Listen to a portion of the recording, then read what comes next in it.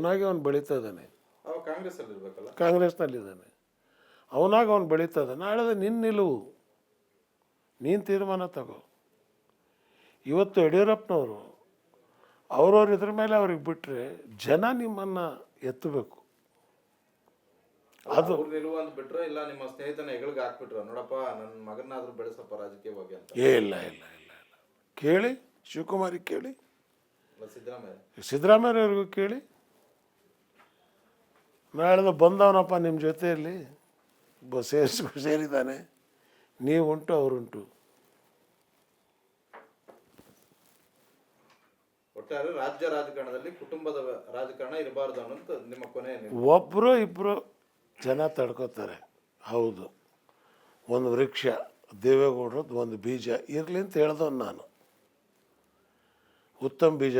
ಇವ್ರು ಎಲ್ಲ ಬೀಜಗಳು ತೊಗೊಂಬಂದು ನಡಕ್ಕೆ ಶುರು ಮಾಡಿಬಿಟ್ರಿ, ಇನ್ನು ಬೇರೆಯವ್ರ ಬೀಜ ನಡೋದಿಲ್ಲೇ. ನೀವು ಒಂದು ಬೀಜ ನಡ್ರಿ ಅಂದರೆ ನೂರಾರು ಬೀಜಗಳು ತಂದು ಬಿಡ್ತಾ ಇದ್ದೀರಿ. ಅಲ್ಲೂ ನನ್ನ ಬೀಜ, ಇಲ್ಲೂ ನನ್ನ ಬೀಜ, ಮತ್ತು ಲೋಕಲ್ ಬೀಜ ಎಲ್ಲ ಹೋಗ್ಬೇಕು. ಲೋಕಲ್ಲು ಒರಿಜಿನಲ್ಲು ಎಲ್ಲ ನೀವೇ ಅಂತ ಹೇಳ್ತಿದ್ದೀರಾ. ನಾವಲ್ಲ, ಜನ, ಕಾರ್ಯಕರ್ತರು ಅವರನ್ನು ಬೆಳೆಸಿ.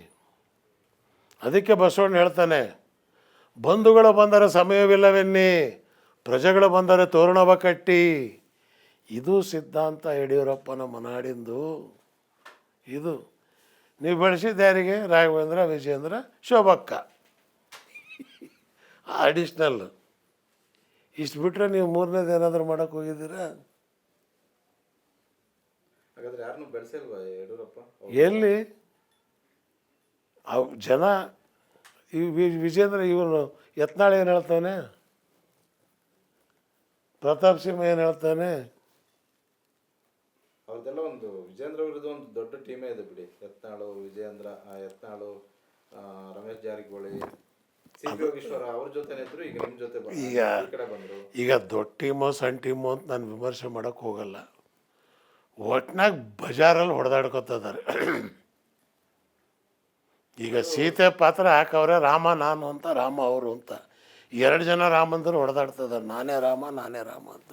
ಇನ್ನು ರಾವಣಂದು ಅವಶ್ಯಕತೆನೇ ಇಲ್ಲ ಅಲ್ಲಿ.